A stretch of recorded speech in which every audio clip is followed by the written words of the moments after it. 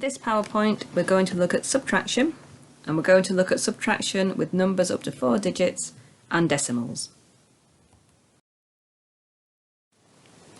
So let's take a simple subtraction first of all, just to remind ourselves how we set it out. So you use your columns, and for this sum we need a tens column and a units column. The 65 goes like that, with the 6 in the tens column and the 5 in the units column. And then 33 sits directly underneath like that. Remember to put your sign in, so you remind yourself what sort of sum you're doing, and a line underneath the sum, just to separate out the sum and your answer, and that just keeps your work neat. So then you work from the right hand side, and you look at each column in turn. So in the units column, we've got 5 take away 3, and that's 2. And then in the tens column, we've got 6 take away 3, and that's 3. That's nice and simple. As a check, add together your answer and the last number in the sum. Your answer to that should be the first number in the sum. So that's how you can check that your answer is right. So let's do that. So if we look at 33, add 32. 3 add 2 is 5. And 3 and 3 is 6. So our answer is 65. And that was the first number we started with the subtraction sum, so we know our answer is correct. Let's look at a sum now where we have to borrow. So we've got 425 take away 163. So let's set out our columns first of all. We need a hundreds column, a tens column and a units column.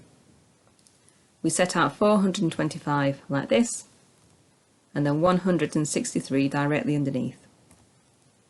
Remember to put your sign in and then your line underneath the sum, so you know where your answer is going to be. And then we work from the right and we look at each column in turn.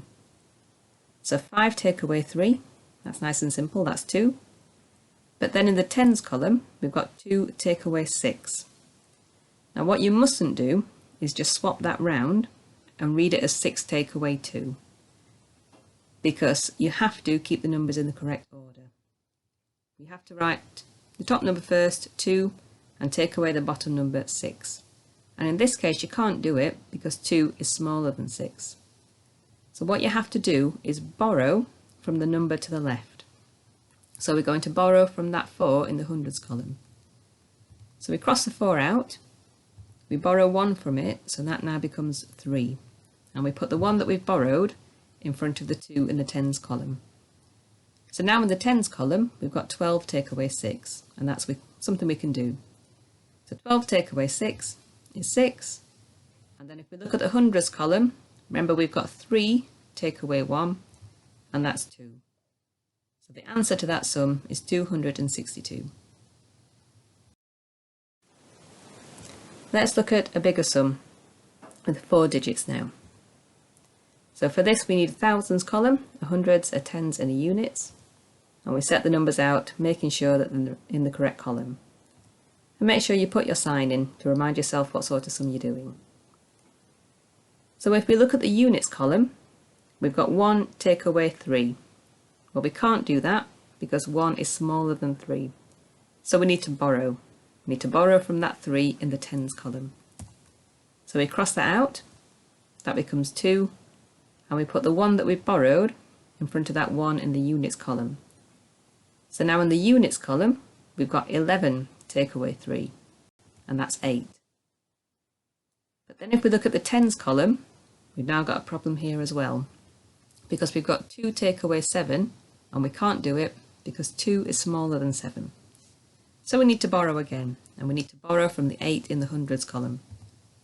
So we cross that out, that becomes 7, and we put the 1 that we've borrowed in front of the 2. So remember that that number in the tens column now is 12. It's not 13 because we crossed that one out, it's 12. 12 take away 7 is 5.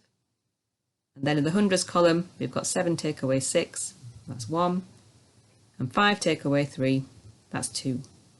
So the answer to that sum is 2,158. Let's look at what happens with money.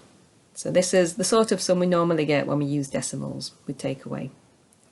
So we've got £20 take away £14.36. And we need our columns, as always, so our thousands, hundreds, tens and units. And we set the sum out just like we have for the other ones. But of course what you have to remember is your decimal points. So make sure you put your decimal points in the correct place in the sum, and then put the decimal point in line with the others in your answer. So all your decimal points are in a line above each other. That's how you know you're going to get the decimal point in the correct place in the answer.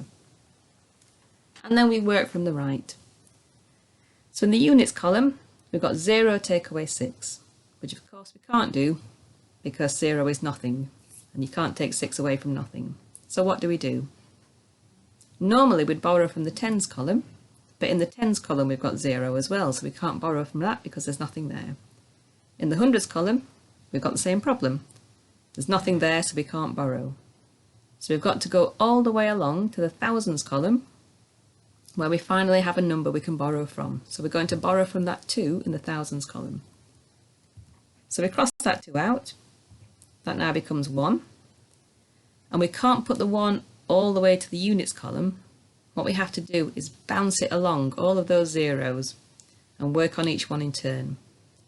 So that 1 that we've borrowed from the 2, we put in front of the 0 in the hundreds column, so that becomes 10. And now that we've got 10 in that column, we can borrow from it, and that becomes 9. And we put the 1 that we borrowed in front of the 10 and 0 in the tens column. Now we can borrow from that, so we cross it out, that becomes 9, and we put the 1 that we borrowed in front of the 0 in the units column. So now we can do this sum. So in the units column, we've got 10 take away 6, that's 4. In the tens column, we've got 9 take away 3, that's 6. In the hundreds column, we've got 9 take away 4, and that's 5. And in the thousands column, we've got 1 take away 1, and that's nothing. So our answer to that sum is £5.64. So again, the advantage of the column method, and the reason I keep going on at you about using columns, is because you only ever borrow 1, so the highest number you will ever have to subtract from is 18. You won't ever have to subtract from a number higher than that. This is very useful when you start working with bigger numbers. The trickiest thing to remember is which column to borrow from, especially when working with zeros. And also remember to keep your work neat.